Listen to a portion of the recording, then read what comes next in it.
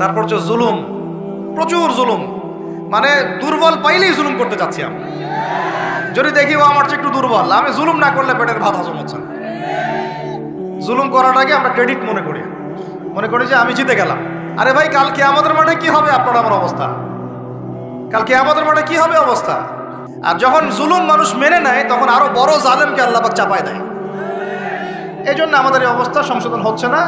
ইল্লা মাশাআল্লাহ, আল্লাহ যে কবে করবেন আল্লাহ ভালো জানেন। তবে বিশ্বাস করেন, আপনারা বলেন যে এখন মুসলিম প্রধান দেশ, আমি একটা স্টেটমেন্ট দিয়ে দিচ্ছি এখন বসে বসে, এখন এটা হচ্ছে একটা মুনাফেক প্রধান দেশ। প্রমাণ করতে চাইলে আমার সাথে বসেন। মুনাফেকের আলামত যে কয়টা আছে, কি এক নাম্বার কি? কথা বললেই মিথ্যার উপর দাঁড়ায় আছেন সবগুলা। 2 নাম্বার, আমানত রাখলেই খেয়ানতের উপর খেয়ানত। কিছু কিছু বড় বড় জায়গায় এমন কিছু মানুষকে বসায় দেওয়া হয়েছে যাদের মনে হয় ইসলামের নাম শুনলেই ভিতরে মানে তেলে বেগুনে জ্বলে ওঠে। কেবল ইসলাম শব্দটা শুনলেই গায়ে জ্বালা শুরু হয় আগে। তো বেশি দিন নাই ইনশাআল্লাহ, হয় আল্লাহর গজবে এগুলো ধ্বংস হবে, অথবা ইনশাআল্লাহ তাআলা আবাবিল পাখি তো আর আসবে না পাথর ছুটতে। আবাবিল তো পাখির নাম না, আবাবিল মানে ঝাঁকে ঝাঁকে, মানে এটা তো ওই আবরাহার বাচ্চা আবরাহার যুগ না যে আবাবিল আসবে আর পাথর ফেলবে। আসবে, পাথর ফেলার প্রজন্ম তৈরি হবে ইনশাআল্লাহ। মূল সমস্যাই হচ্ছে করাপশন, দুর্নীতি, মূল সমস্যাই। এটা যদি না থাকতো সারা বিশ্বে বাংলাদেশকে টক্কর দেওয়ার মতো কান্ট্রি খুব কমই থাকতো। কে না জানে এগুলা? সবাই জানে, আর আমরা মেনেও নিয়েছি এগুলা ভাই, চুপচাপ মনে মনে মেনে নিয়েছি যে ওইখানে গেলে এত দেওয়া লাগবে, ওইখানে এত না দিলে আমার এটা হবে না, ওইখানে এটা দিতে হবে, ওইখানে এটা করতে হবে, আমরা মেনেও নিয়েছি মাশাআল্লাহ। মনে করেন আমি একজন ইমাম সাহেব, আমি যদি আমার দায়িত্বে পালন ঠিক মতো না করে আমিও খেয়ানতকারী। এই যে লেকচার দিতে বসছি, এখন আমি যদি চিন্তা করি যে ডাইনে বামে কথা বলে সময় পার করে দেই, হক কথা বলার দরকার নাই, বললে আবার এটা সেটা, আমি হচ্ছে এখানে এই চেয়ারের খেয়ানতকারী। প্রত্যেকটা ক্ষেত্রে চলতেছে এগুলা। 3 নাম্বার হচ্ছে যখনই ওয়াদা করে, কি করে বলেন তো? কয়জন ওয়াদা রাখি আমরা? কোন কোন সময় দেখা যায় অমুসলিম ওয়াদা রাখছে, মুসলমান রাখে নাই। দুধ কিনতে যাবেন, আমরা হিন্দু ভাইয়ের দোকান খুঁজতেছি, ও পানি মিশাবে না, আপনার কনফিডেন্স তৈরি হয়ে গেছে। মুসলমানের দোকানে যান না কেন? ও পানি মিশাবে। কি একটা অবস্থা, কি একটা অবস্থা! নবী সাল্লাল্লাহু আলাইহি ওয়াসাল্লাম একদিন এভাবে লেকচার দিচ্ছেন, মানে খুতবা দিচ্ছেন। একজন দাঁড়িয়ে বলছেন, সাহাবী, যে কবে কিয়ামত হবে ইয়া রাসূলুল্লাহ? তিনি বলছেন যে যখন দেখবা যে অনুপযুক্ত ব্যক্তির হাতে দায়িত্ব অর্পণ করা হয়েছে, তখন ফান্তাযিরিস সাআ, কিয়ামতের অপেক্ষা করতে থাকো। আমরা এই যুগে বাস করতেছি না? এমন করে পাপ নাই এই শহরে হচ্ছে না। মূল পাপ কয়েকটা হচ্ছে। 1 নাম্বার হচ্ছে শিরক। কি হচ্ছে? তারপরে হচ্ছে প্রতারণা। নবী সাল্লাল্লাহু আলাইহি ওয়াসাল্লামের কথা কি মিথ্যা?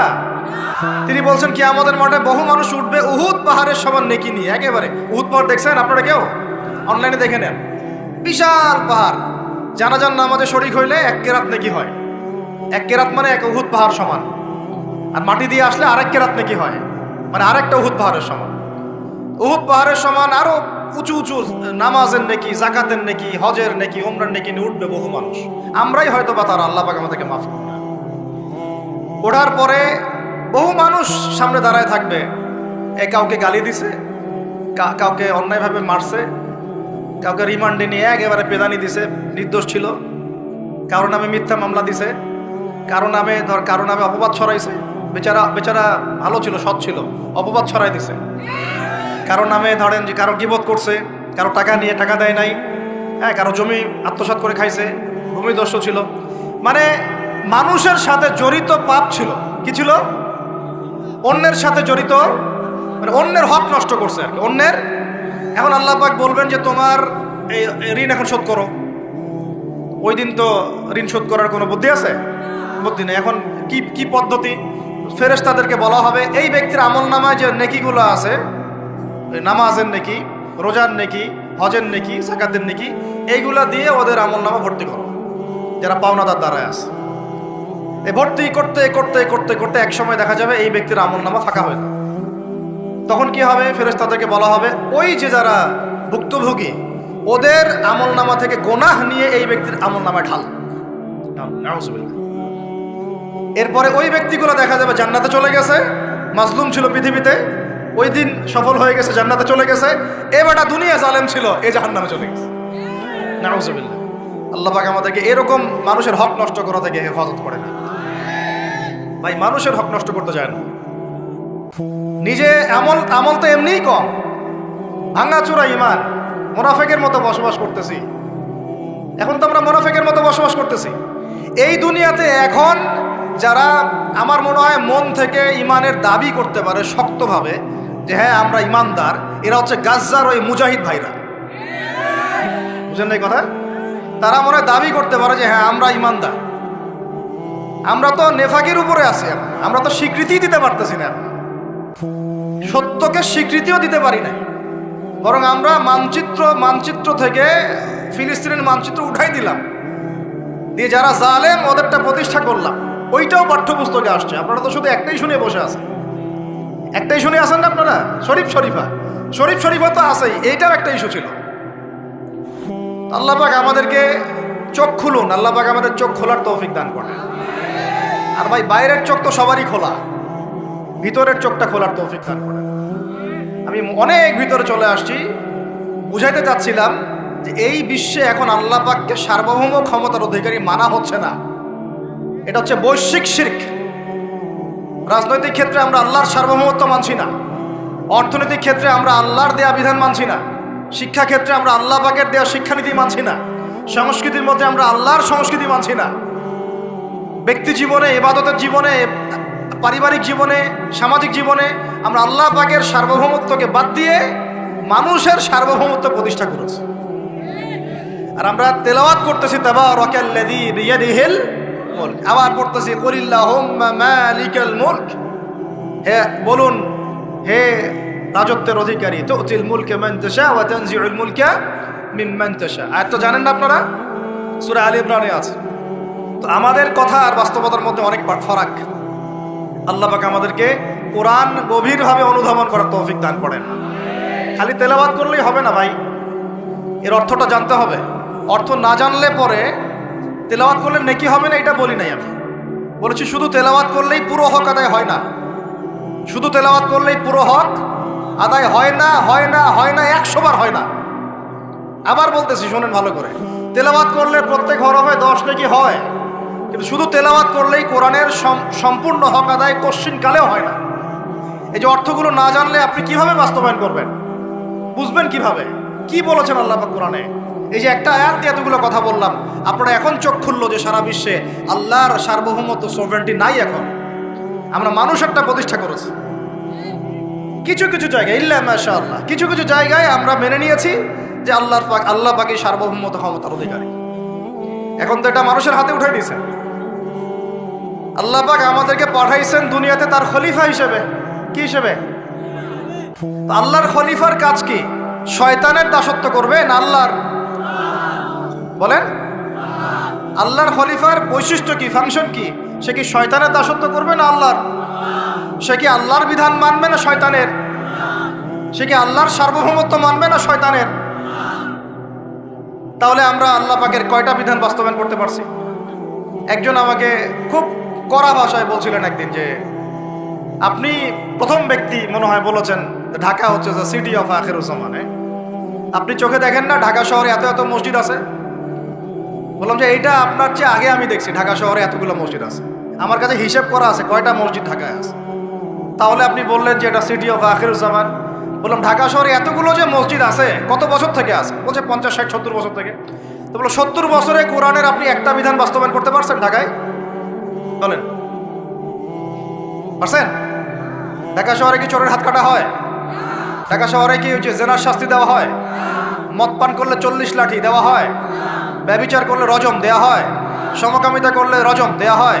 ধর্ষণ করলে প্রকাশ্য মৃত্যুদণ্ড দেওয়া হয়? মসজিদ দিয়ে কি করবেন আপনি? বলেন, এতগুলো মসজিদ দিয়ে কি করবেন?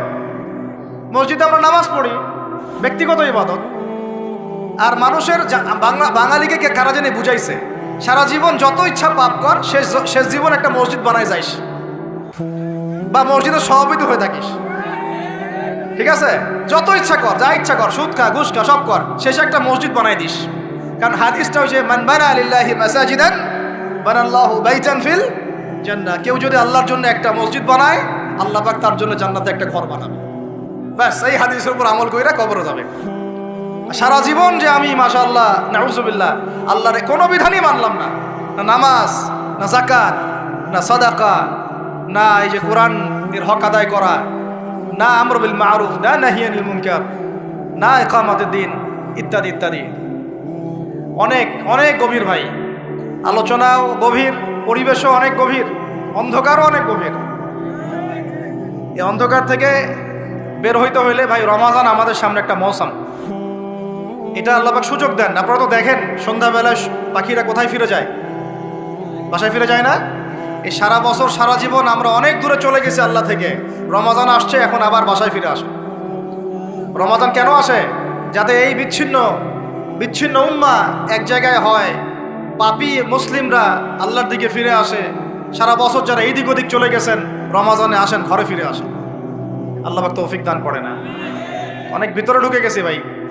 প্রথম কথা বলছিলাম লাআল্লাকুম তাত্তাকুনের হক আদায় করতে হবে, রাজি আছি তো ইনশাআল্লাহ? 2 নাম্বার এই যে বলছিলাম কুতিবা আলাইকুম নিয়ে কথা। কুতিবা আলাইকুম শুধু সিয়াম না, কুতিবা আলাইকুম কিসাসও আছে এখানে। কোন কিতাব এখানে আছে না? নাকি বাড়ায় বললাম?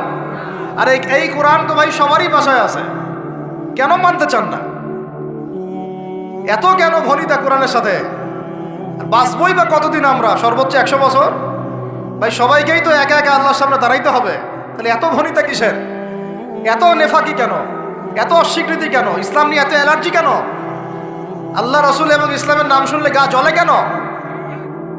কোরআন সুন্নাহর বিধানের কথা শুনলে কেন মনে হয় যে বাঁকা চোখে তাকান কেন? না জানি আবার কি বলতেছে, কোন জঙ্গি আসলো, কোন সন্ত্রাসী আসলো, এগুলো কি শুরু করছেন? এটা কোরআনের কথা, হাদিসের কথা, আল্লাহর কথা, রাসূলের কথা। এখানে এইসব শব্দ প্রয়োগ করেন কেন? কবরে কি আমরা যাব, আপনারা যাবেন না? আপনাদেরকে হিসাব দেওয়া লাগবে না? কি মনে করতেছেন আপনারা? আর এই উম্মার বিজয়ের জন্য কি শুধু আমাদের একার দায়িত্ব না, সবার দায়িত্ব আছে? সবাই মিলে তো শক্ত হাতে একটা হাতল ধরলে না ইসলাম বিজয় হবে।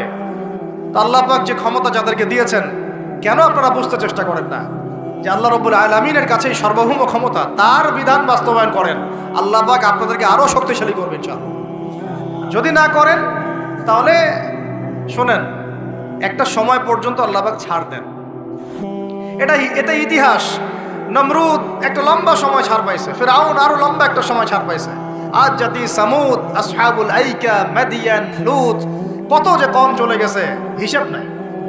ইতিহাসটা খালি পড়বেন কোরআনের, কত যে কম পৃথিবী থেকে চলে গেছে এরই হিসাব নাই। আল্লাহ পাক জানাইছেন অল্প কিছু, বাকি কিছু জানানো নাই। আল্লাহ পাক জানানি নাই অনেক কিছু আমাদেরকে, যেগুলো আমাদের দরকার সেগুলো জানাইছেন কিছু কিছু। কেউ কি টিকতে পারছিল? কেউ কি আল্লাহর বিধানের বাইরে গিয়ে চলতে পারছে? দুনিয়া টিকতে পারছে? কেউ কি চিরস্থায়ী ছিল? কোন নবীও তো চিরস্থায়ী ছিল না। তাহলে কিসের পিছনে ছুটতেছেন? আল্লাহ পাক আমাদের সবাইকে কথাগুলো বোঝার তৌফিক দান করেন। ব্যক্তি জীবন থেকে শুরু করে এক সর্বোচ্চ লেভেল পর্যন্ত কোরআন, হাদিস, ইসলামকে বাস্তবায়ন করার তৌফিক দান করেন। আল্লাহ পাক যাদের মধ্যে এই সততা আছে, এই মানুষগুলোকে আল্লাহ পাক আমাদের ঊর্ধ্বতন কর্তৃপক্ষ বানায় দেন, আমিন। বা যারা আছেন তাদেরকে আল্লাহ পাক হেদায়েত দান করেন। রমাজানের এই শিক্ষাটার সামনেও এরকম 2-1টা শব্দ আছে, কুতিবা আলাইকুমুল কিসাস। আর একটা তো বললে তো মাথাই খারাপ হয়ে যাবে, বলবো? ওই যেখানে দেখছেন কুতিবা আলাইকুমুস সিয়াম, কুতিবা আলাইকুমুল কিসাস, এই ডানে বামেই খুঁজবেন, 3টা পৃষ্ঠার মধ্যেই পাবেন। লেখা আছে কুতিবা আলাইকুমুল কিতাল, কুতিবা আলাইকুমুল, এটা আবার কি? কুতিবা আলাইকুমুল কিতাল, তোমাদের উপর যুদ্ধকে ফরজ করা হয়েছে। কি ফরজ করা হয়েছে? একা একা আপনি করবেন না, একা একা করবেন না। ইসলামিক রাষ্ট্র করবে, ইসলামের রাষ্ট্রের আমির করবে, তার নেতৃত্বে জনগণ করে, একা একা বিচ্ছিন্নভাবে করে না। বিচ্ছিন্নভাবে যারা করে এটা সন্ত্রাসী। এটা কি? এটা সন্ত্রাসী কার্যকলাপ। কিন্তু মূল কথা হচ্ছে এটা তো ফরজ, কুতিবা আলাইকুমুল কিতাল। এইটা যখন মুসলমানরা ছেড়ে দিয়েছে, ওই সময় থেকে এই মাইর খাওয়ার যুগ শুরু হয়েছে। অটোম্যান এম্পায়ারটা সর্বশেষ ওই ফাইট করছিল ওই পশ্চিমাদের সাথে, পরাজিত হয়ে যায় তারা প্রথম বিশ্বযুদ্ধে 1914 থেকে 17-18-র মধ্যে। এরপরে ওই যে ব্রিটেন দখল করে জেরুজালেম, বেলফোর্ট ডিক্লারেশন হয়, তারপরে ইহুদিদেরকে ওই জায়গাটা ছেড়ে দেয়। এরপর থেকে যে 100 বছর হলো, আমাদের খিলাফা পতনের 100 বছর হয়ে গেছে। কত বছর? এটা একটা আশারও কথা। আশার কথা কেন? প্রত্যেক 100 বছর পর পর আল্লাহ পাক পরিবর্তন নিয়ে আসে। এটা ইতিহাস ঘাটলে পাবেন। 100 বছর পর পর আল্লাহ রাব্বুল আলামিন বড় বড় পরিবর্তন পৃথিবীতে নিয়ে আসে। যেহেতু খিলাফা পতনের 100 বছর হয়ে গেছে, আশা করা যায় সামনে কিছু ভালো কিছুই হবে ইনশাআল্লাহ। ওই অটোম্যানদেরকে 1917 সালে 14 থেকে 17-র মধ্যে পরাজিত করে বাইতুল মুকাদ্দাস, যেখানে দেখতেছেন অক্টোবর থেকে এই পর্যন্ত মনে হয় 40,000 ছাড়াই গেছে প্রাণহানি। ছাড়া যায় নাই? বেশিরভাগই নারী আর শিশু। বেশিরভাগই কি? নবী সাল্লাল্লাহু আলাইহি ওয়াসাল্লাম তার জীবদ্দশায় মনে হয় 97টা থেকে 98টা যুদ্ধ করেছেন। কয়টা? এটা তো জানেন না। আমরা শুধু জানি নবী সাল্লাল্লাহু আলাইহি ওয়াসাল্লাম মিষ্টি পছন্দ করতেন, মিসওয়াক করতেন, তারপরে ডান কাঁধে শুইতেন, হ্যাঁ, সাদা জামা পছন্দ করতেন, দাড়ি রাখতেন, এগুলো আমরা জানি। মাসা ওনার সিরাত পড়েন, ওনার জীবনীটা পড়ে দেখেন। 97 থেকে 98টাতে তিনি নিজে লিড দিয়েছেন। তিনি হয় লিড দিয়েছেন, না হলে অন্য কোনো সাহাবীকে পাঠিয়েছেন, মানে গাজওয়া অথবা সারিয়া। এখন এই 100টার মতো যুদ্ধে আপনি দেখবেন না কোনো নারীকে হত্যা করা হয়েছে বা কোনো শিশুকে হত্যা করা হয়েছে, আপনি খুঁজে পাবেন না। একটা ইতিহাস দেখাতে পারবেন না যে মুসলমানদের হাতে কোনো শিশুকে হত্যা করা হয়েছে বা কোনো নারীকে হত্যা করা হয়েছে, আঘাত করা হয়েছে। শুধু আলী রাদিয়াল্লাহু আনহু একদিন এক নারীকে ধরেছিলেন, কারণ নবী সাল্লাল্লাহু আলাইহি ওয়াসাল্লাম বলেছিলেন যে অমুক জায়গায় এক মেয়েকে পাবা, ওই মেয়ের কাছে একটা চিঠি আছে, ও গুপ্তচর বৃত্তি করেছে, ওই চিঠি সে মক্কায় পৌঁছে দিতে চাচ্ছে, ওকে রাস্তায় ধরবা, ওর কাছ থেকে চিঠি আদায় করবা। কথা বুঝতে পারছেন? উনি গেলেন, দেখলেন হ্যাঁ ঠিক ওই জায়গায় এক মেয়ে আছে, এই চিঠি বের করো। আর নাই, আমার কাছে কোনো চিঠি নাই। তিনি বলছেন যদি চিঠি বের না করো তাহলে কিন্তু প্রয়োজনে একদম সব সার্চ করে চিঠি বের করবো কিন্তু। তো পরে ভয়ে সে চিঠি দিয়ে দিছে। এই একটাই ঘটনা পাওয়া যাচ্ছে যে মেয়েদের সাথে যুদ্ধক্ষেত্রে আচরণ। আর এই পুরো 100টা বা 98টা সারিয়ার গাজওয়ায় নবী সাল্লাল্লাহু আলাইহি ওয়াসাল্লাম সাহাবীদের হাতে একটা শিশুও মানে নিহত হয় নাই, একটা মহিলাও নিহত হয় নাই। যদি কোনো দলিল পান আমাকে জানায়েন, যদি আমার জ্ঞানে কমতি থাকে। আপনারা যদি দলিল পান আমাকে জানায়েন, আমার জানা নাই। আর আপনি দেখতেছেন অক্টোবর থেকে এই যে এটা কি মাস, মার্চ, এই যে 5, 6, 7 মাসের মধ্যে আপনি দেখতেছেন যে 40-42 হাজার মুসলমানকে মারা হচ্ছে, তার মধ্যে বেশিরভাগই নারী আর শিশু। নারী আর শিশু, এগুলো দেখলে তো ঘুম হয় না আমাদের। কিচ্ছু করার নাই, তামাশা দেখতেছি সবাই বসে বসে। আর যাদের করার ছিল এরা বসে খ্যাপসা খায়। কি খায়? ওরা ওই সিনেমা হল উদ্বোধন করে, মদের বার ওপেন করে। হ্যাঁ, সুবহানাল্লাহ। পাশে নবী সাল্লাল্লাহু আলাইহি ওয়াসাল্লাম শুয়ে আছে। চিন্তা করেন, সাহাবীরা রাদিয়াল্লাহু আনহুম আজমাইন তারা শুয়ে আছে। ওখানে গেলে মুমিনদের চোখের পানি ছেড়ে দেয় মানুষ। কি একটা অবস্থা!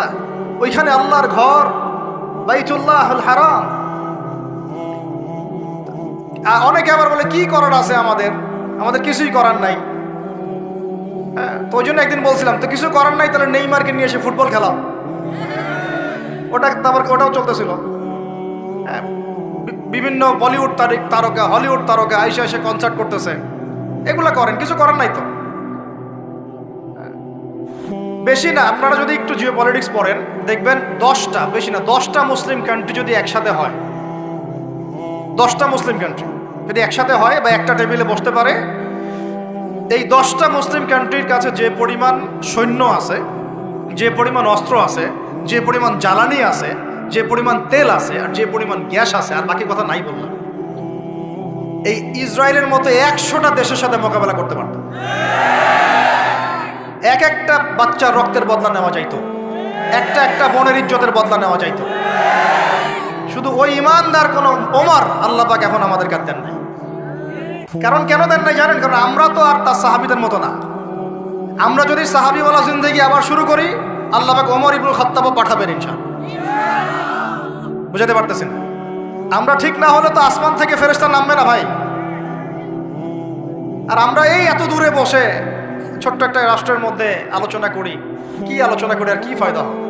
কিন্তু আলোচনাগুলো করতেছি আল্লাহর কাছে দায়মুক্ত হওয়ার জন্য, যাতে আপনারা সত্যটা জানেন এবং হকটা বুঝতে চেষ্টা করেন, আপনার পরবর্তী প্রজন্মকে এটা জানান। আল্লাহ চাইতো আমরা না পারলে কি হয়েছে, দেখা যাবে 100 বছর পরে হইলেও আমাদের পরবর্তী প্রজন্মরা ইনশাল্লাহ বাইতুল মুকাদ্দাস উদ্ধার করবে ইনশাল্লাহ।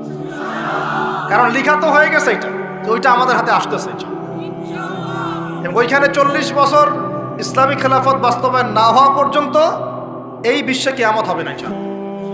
কত বছর? কে করবে? ঈসা আলাইহিস সালাম। কে করবেন? ঈসা আলাইহিস সালাম। তার সাথে সঙ্গ দিবেন ইমামুল মাহদি।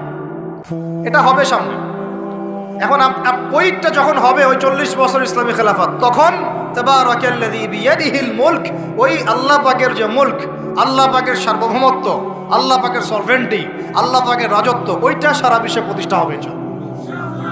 এখন ওইটা নাই। এখন কি আছে? এখন মুলক হচ্ছে জাতিসংঘের, সব কিছু ওদের হাতে। আর এগুলো গঠনই করা হয়েছিল মুসলমানদের স্বার্থ দমন করে পশ্চিমাদের স্বার্থ উন্নয়নের জন্য।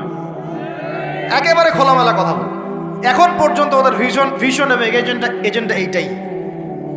পৃথিবীর কোনো জায়গায় মুসলমানের স্বার্থ তারা সর্বোচ্চ অগ্রাধিকার দিবে না, বরং আমাদেরকে দাস বানানোর জন্য এটা তৈরি করছে। আর আমরা এখন সেই দাসত্বের মধ্যে চলে আসছি। কেউ কিছু বলেও না, কেউ কিছু করে, সবাই মেনে নিয়েছি। আর কি আলোচনা করে লাভ নাই। আপনারা প্রত্যেকটা ঘরে ঘরে একটা করে আইয়ুবের জন্ম দেন, আলোচনা করে লাভ নাই। এত প্রত্যেকটা মা বোনকে বলবো, একটা করে বাচ্চা দেন আমাদেরকে আইয়ুবের মতো, একটা করে বাচ্চা দেন তারেক বিন জিয়াদের মতো, একটা করে বাচ্চা দেন আমাদেরকে বিন কাসিমের মতো। ইনশাল্লাহ আজ না হোক 100 বছর পরে হলেও ইনশাল্লাহ বিশ্বের শাসন ক্ষমতা আমাদের হাতে আসবে ইনশাল্লাহ। তার আগ পর্যন্ত আমরা কেউ স্বাধীন না। তো এখানে কুতিবা আলাইকুমুস সিয়ামও আছে, কুতিবা আলাইকুমুল কিসাসও আছে, কুতিবা আলাইকুমুল কিতালও আছে। ওইটা ছাড়ার পর থেকে আজকে আমাদের এই অবস্থা হয়েছে। এখন ওইদিকে তো আমরা যেতে পারবো না, এখন আমাদের শক্তি নাই। অতএব ওই আলোচনা নাই, ফুল স্টপ রাখলাম। এখন এই মাসে আমরা কি আল্লাহর দিকে ফিরে আসতে পারি কিনা? অন্তত যারা নামাজ আমরা কাজা করছি বা অলসতা দেখাচ্ছি, রমজান মাসে 5 ওয়াক্ত পাক্কা নামাজি হইতে পারবো তো ইনশাআল্লাহ? ফরজ নামাজের সাথে সাথে সুন্নত আর নফলগুলোর পাবন্দ হইতে পারবো তো ইনশাআল্লাহ? রমজান মাসে দাড়িটা ছাড়তে পারবো তো ইনশাআল্লাহ? পোশাক চেঞ্জ করতে পারবো তো ইনশাআল্লাহ? সুদ ছাড়তে পারবো তো ইনশাআল্লাহ? সমস্ত জেনা ছাড়তে পারবো তো ইনশাআল্লাহ? সমকামিতার এগুলো ধার কাছেও তো যাবো না ইনশাআল্লাহ? মাপে কম দেওয়া ছাড়তে পারবো তো ইনশাআল্লাহ? যত রকম দুর্নীতি, সুদ ঘুষ ছাড়তে পারবো তো ইনশাআল্লাহ? রমজান মাসে আমরা আবার ওই পাখিদের মতো, পাখিরা যেমন ঘরে ফিরে, আমরা আল্লাহর কাছে ফিরবো তো ইনশাআল্লাহ?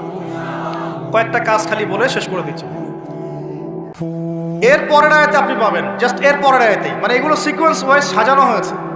একটু গবেষণা করলে দেখবেন এগুলো আল্লাহ পাক সাজিয়ে দিয়েছেন সুবহানাল্লাহ। মানে একটার সাথে একটা আমি তুলনাটা এভাবে দেই। আপনারা কি অ্যাস্ট্রোনমি নিয়ে কেউ পড়াশোনা করেছেন? হাত উঠান দেখি কেউ। অ্যাস্ট্রোনমি বোঝেন? জ্যোতির্বিদ্যা কেউ পড়েছেন কখনো? একজনও নাই? আচ্ছা ঠিক আছে, অ্যাস্ট্রোনমির দরকার নাই। ফিজিক্স নিয়ে পড়েছেন কারা কারা? ফিজিক্স, আপনি ফিজিক্স বুঝেন না? পদার্থবিদ্যা কারা কারা পড়েছেন? এই তো মাশাআল্লাহ। আপনারা যদি আকাশের দিকে তাকান, আকাশের মধ্যে তারাদের মধ্যে একটা জ্যামিতিক মিল আছে না? আছে না? ওটা ফিজিক্স যারা পড়েছে তারা বুঝবে, সবাই বুঝবে না। কিন্তু আপনি আপনার মানে কি বলবো, আপনার মাথাই খারাপ হয়ে যাবে যে আসমানে আল্লাহ রাব্বুল আলামিন এত সূক্ষ্মভাবে একটা গাণিতিক ক্যালকুলেশন কিভাবে করেছেন। এটাই প্রমাণ করে যে আল্লাহ রাব্বুল আলামিন ছাড়া কোনো ইলাহ নাই।